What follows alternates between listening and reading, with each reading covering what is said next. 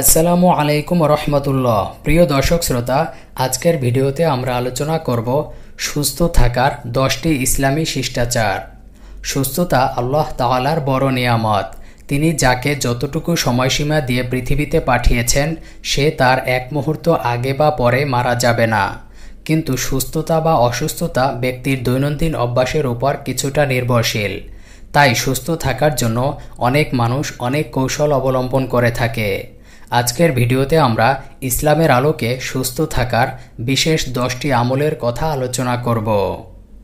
ভোরে শয্যা ত্যাগ। ফজরের সময় ঘুম থেকে জাগলে এবং ফজরের পরে না ঘুমালে যেমন সুস্থ থাকা যায়, তেমনি নামাজের মাধ্যমে দিনটি শুরু করা যায়। ফজরের পরের সময়টি বরকতময়। এ সময় মহানবী সাল্লাল্লাহু আলাইহি ওয়াসাল্লাম ও সাহাবায়ে কেরাম ঘুমাতেন না।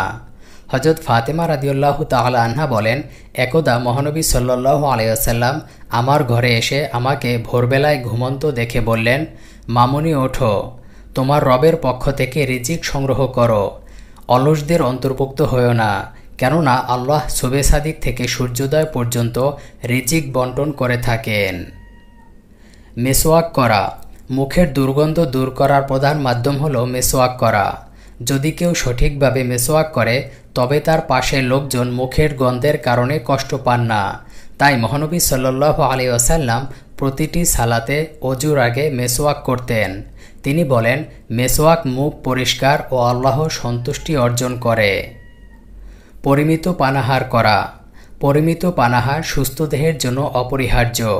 একেবারেই স্বল্প অথবা অতি ভোজন উভয়ই স্বাস্থ্যের জন্য ক্ষতিকর।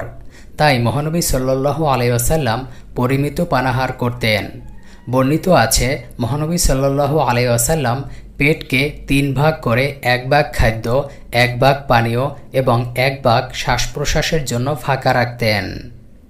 অন্য হাদিসে মহানবী সাল্লাল্লাহু আলাইহি ওয়াসাল্লাম বলেন, মুমিন খায় 1 পেটে আর কাফির খায় 7 পেটে। তিনি আরও বলেন, দুনিয়ায় যেসব লোক ভুরিভোজ করে তারাই হবে কিয়ামতের দিন অধিক ক্ষুধার্ত। শরীর চর্চা করা।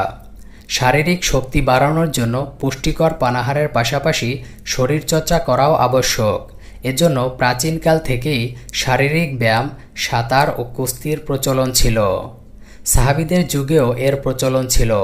মহানবী সাল্লাল্লাহু আলাইহি ওয়াসাল্লাম বলেন, দুর্বল মুমিন অপেক্ষা শক্তিশালী মুমিন আল্লাহর কাছে বেশি পছন্দনীয়। এছাড়া হাঁটাহাঁটি করাও একটি শরীরচর্চা। আবু হুরায়রা রাদিয়াল্লাহু তাআলা আনহু বলেন, আমি মহানবী সাল্লাল্লাহু আলাইহি ওয়াসাল্লামের চেয়ে দ্রুত গতিতে আর কাউকে হাঁটতে দেখিনি। পরিষ্কার পরিচ্ছন্ন থাকা। পরিষ্কার পরিচ্ছন্ন থাকা ঈমানের অঙ্গ। পরিচ্ছন্ন ও পবিত্র ব্যক্তিকে আল্লাহ ভালোবাসেন। অপরিচ্ছন্নতার কারণে নানাবিধ রোগ ছড়ায়। তাই দেহমন পরিচ্ছন্ন রাখার পাশাপাশি পরিবেশ পরিচ্ছন্ন রাখা আবশ্যক।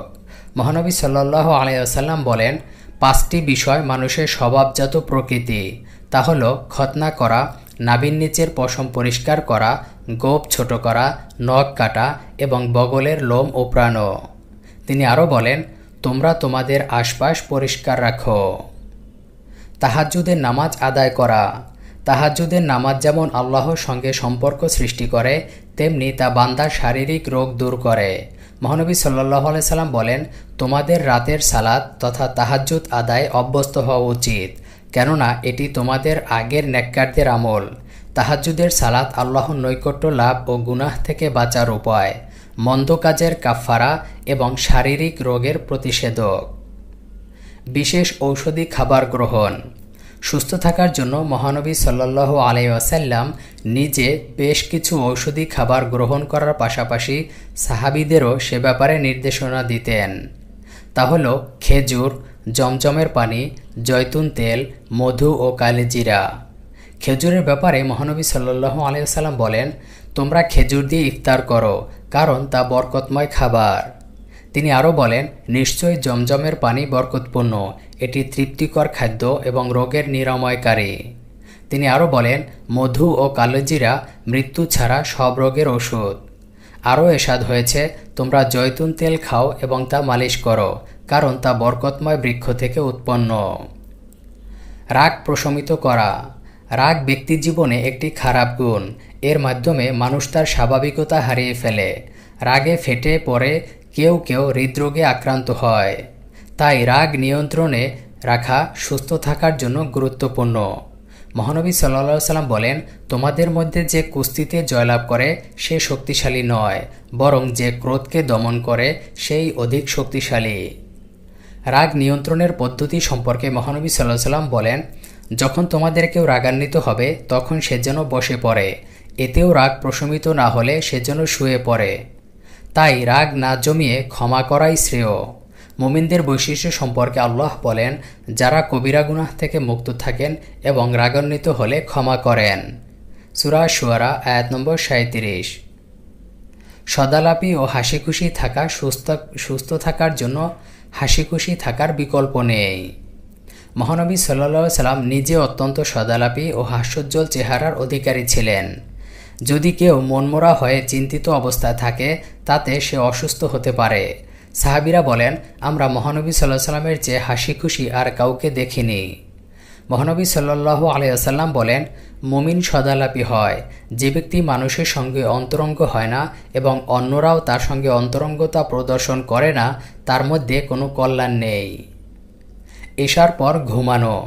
রাত জেগে কাজ করা অথবা লেখাপড়া করা কোনোটি ইসলাম সম্মত নয়। ইসলামের সুন্নত পদ্ধতি হল এশার নামাজের পর ঘুমাতে হবে এবং ফজরের পর না ঘুমিয়ে কাজ করতে হবে।